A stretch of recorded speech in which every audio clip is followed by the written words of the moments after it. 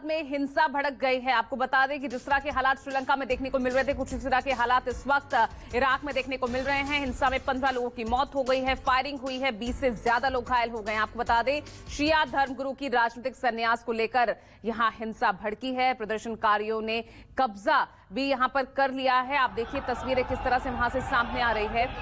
ये इराक की राजधानी बगदाद में जहां हिंसा भड़की है, 15 लोगों की मौत बताई जा रही है।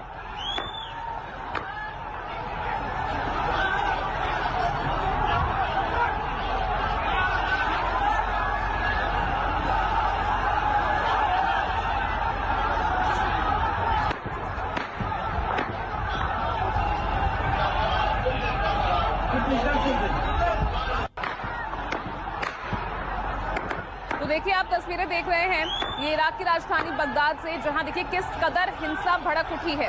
यहां फिलहाल कर्फ्यू लगा दिया गया है, फायरिंग हुई है। पुलिस और जो ये तमाम प्रदर्शनकारी हैं, इनके बीच हिंसक झड़प हुई है। 20 से ज्यादा लोग घायल बताए जा रहे हैं, जबकि 15 लोगों की मौत भी बताई जा रही है। इसी तरह के हालात यहां बने हुए हैं।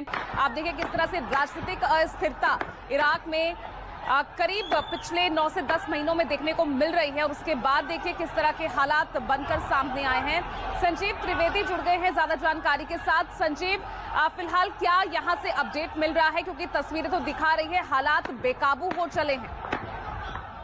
कल ग्रीन जोन में जिस तरह से मौजूदा के लोग आए और उन्होंने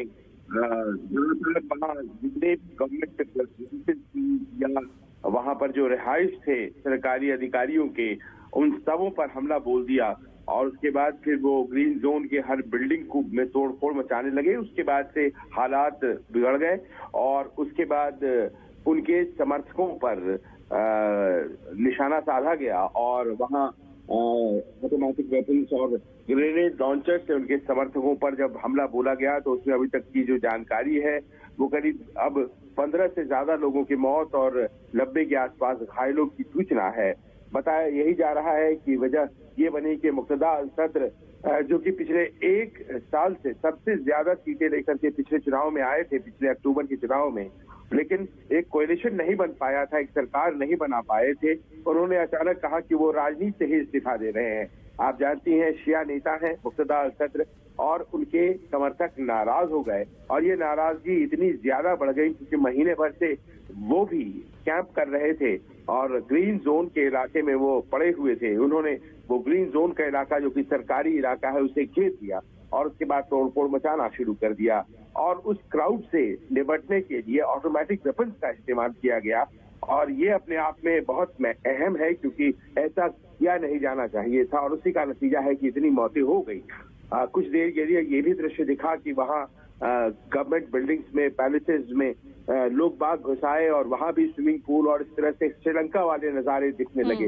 लेकिन वजह एकदम अलग थी, वहाँ सरकार नहीं बन पा रही थी, और जो शिया धर्मगुरु हैं उनकी राजनीति से संन्यास की खबरों ने इस तरह की स्थिति पैदा कर दी है। अभी हालात पूरी तरह से काबू में आ गए हैं, कहा नहीं जा सकता है। जी चलिए संजीव जी, आप लगातार हमारे साथ बने रहिएगा। इस बीच कुछ और भी तस्वीरें सामने आई हैं, वो भी अपने दर्शकों को दिखा दें, क्योंकि जिस तरह से यहाँ हालात देखिए, ये आप तस्वीरें देख रहे हैं इराक से, जहाँ किस कदर प्रदर्शनकारी सड़कों पर उतर आए और क्या हालात यहाँ पर देखे गए हैं। गोलीबारी, धमाकों की तस्वीरें आपको सुनाई दे रही होगी, ये आवाजें एक बार फिर से यहाँ के माहौल को और बिगाड़ती हुई।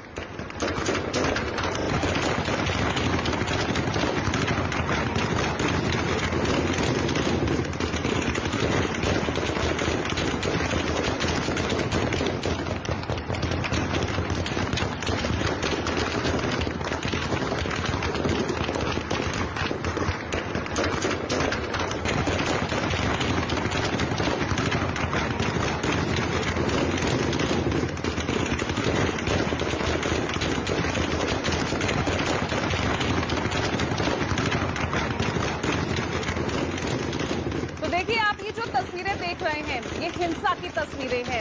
ये जो आप आवाजें सुन रहे हैं, ये किस कदर हिंसा हुई है, फायरिंग हुई है।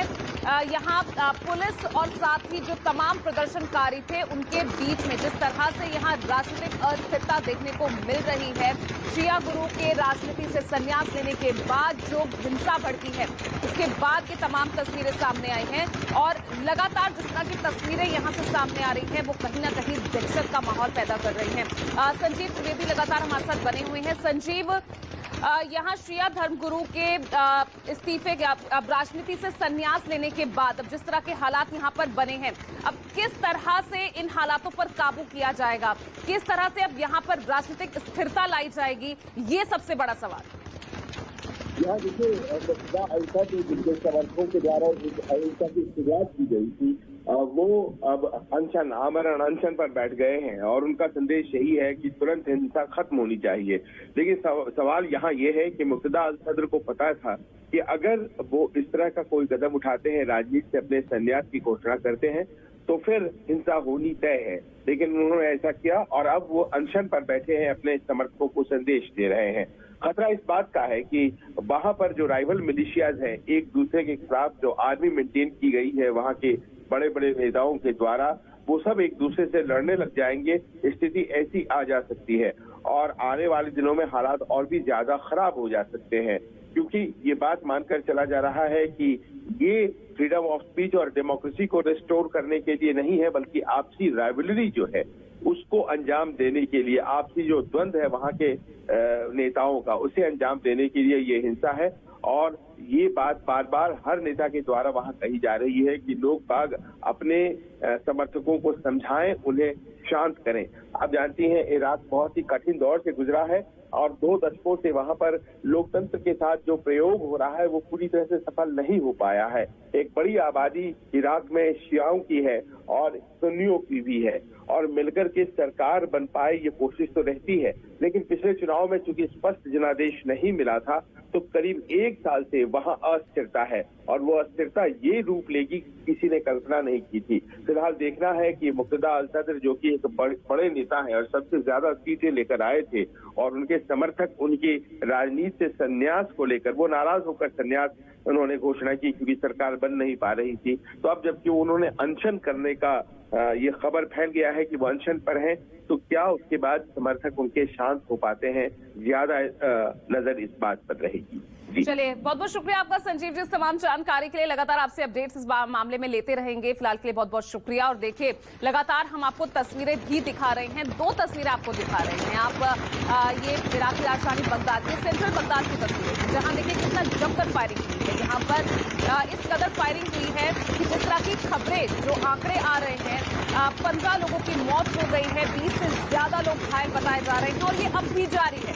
यानी हालात इतने बेकाबू हो चुके हैं।